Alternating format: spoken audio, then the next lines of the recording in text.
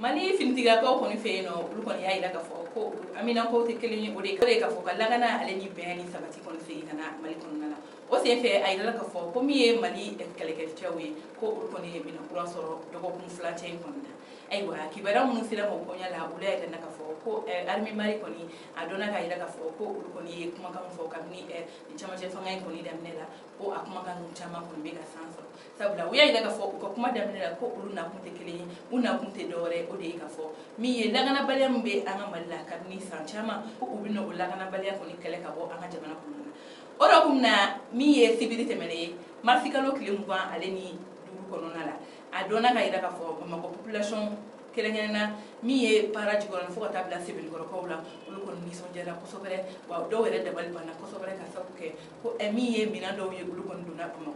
aywa ay la fo o mina nun kon te dore o le keleke minobi sabla ibu ye e camion ba kon sanfe mi ye mobile blende o kon kumbana mi ye keleke chew kon ga pick up chama fana kumbana wa do wala ka fola ko mi ye keleke mina chama mi ye marfa kiso ye bulu fana ira kon kumbana ani keleke mina do kon be no ni abi fo ma batterie ko ni obedi militaire ma kon ma ni o ye marfa mi feni nga akoni be ko gawla ma sabla ko abi fiki to du kuma ko ka sanfe fo na tigi ina fo drone ani pangulu mu be sanfe ko ani marfa ni se ko lati ko o bela jele ko me eni mina nu na tafe ani mina chama sabla mina do ko ne kon be no datu ne do ma kon ta do min ko no nga ame wakati mina ko bi mi ye armée mari kon ye kala kala na état major des armées ale kon ma se mbo ka ida ka fo ni mina nu na na mun kama na soro ni mina nu kon ye antade wal mani mun ne kon do bul kon ma boli ke ka nya foli ka anye okula nga mi era kon ye population kon ni so je population chama ida ka fo ko ni armée mali kon ga amina ye anta do ni mina nu ulu kon sala mali era ga walla wal mani jamana do re andeme ambe wakati mina bi an kon tudo nga an kon bi mindo mina ko kon nana mali kon nala wa amina ko omna di anga ekeleke choko ni ma aywa ni agina sigi kuma ye kala fi bala jeli ma sabula ni ya ira ka fo mi ye colonel Asim Goita ale ni colonel Sadou Camara ulu kon de kuma mun fo ye laydu mun fo ko ubna laydu ke ni biga ira ka fo ko laydu mun biga bo asrafe sabula ambe wakati mina bi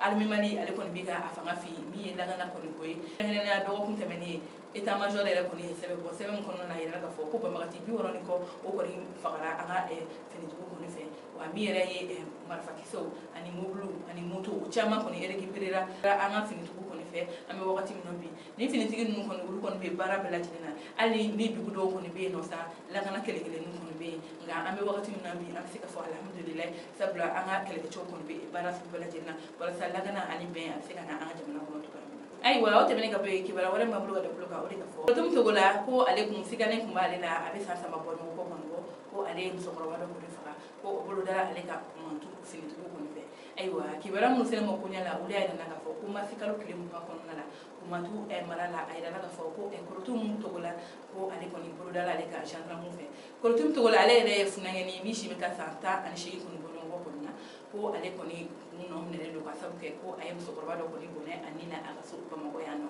aywa o se fe ko kurtum ko ni kumbulla ngani don ko fela mi kuye mafikalo kle mba ko nay kurtum ale ra ko ko nyore ko ni ka ke ga o don ko ni na ko nyi masika ke sabla fi tu tara kurtum ko ni mine ado kay da ka fo ko sika kele no ala kay ma do fa ko mo ya abisa sama ko ni bone ko ko aywa adina jigina amba ida ka fo ko ni kera me kalore da samba fla ale ni mugwan kono na atete bu no e ko mako akido e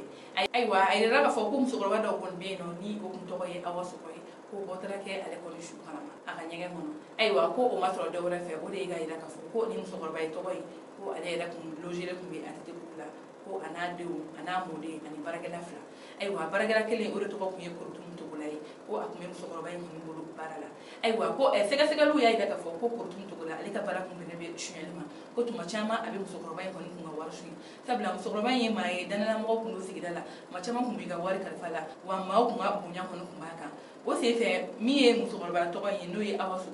ko ale na dim so ya ida ka fo ko kurtum ko ni ga war shu o kun tanani kurtum ye efentigala ko fe nga ala ni musokoro bay nyina la ay ida ka fo ko ka kurtum to ko sabla ko walde do ko ni ay war nay ni barasu yake ibi fika ni to ga wala nga di mangate ka tanaye e fi to ko ni fi mi e ko to mun ko ni ale ko ni wulila ka fo ko amina dimi mun dunal la ale mi di tasra so ko bayna tuma mina bela jele ko ni bora ka so roba ana modeni ani ni baragela flan mun ko to du ko no korotum togola ale kɔni wulila ka musokɔrɔba to ɲɛgɛn kɔnɔ ko ka daba ta ka taa fara musokɔrɔba kɔni kun ɲɛgɛn kɔnɔ k'o bɔ k'o bi wa denmisɛnnin min kɔni tun bɛ musokɔrɔba kɛrɛfɛ n'o tun ye musokɔrɔba mɔdɛ ye ko a ye daba fara o fana kun ka sɔrɔ ka musokɔrɔba ka saki ni o wari dɔ kɔni tun b'o kɔnɔ ka sɔrɔ ka boli ka bɔ ka taga ka taxi ta ka taa min na ni waleya in kɔni kɛra korotum kɔni togola ale kɔni taara bɔ nana bɔ Awa Sugo kɔni su kɔni kan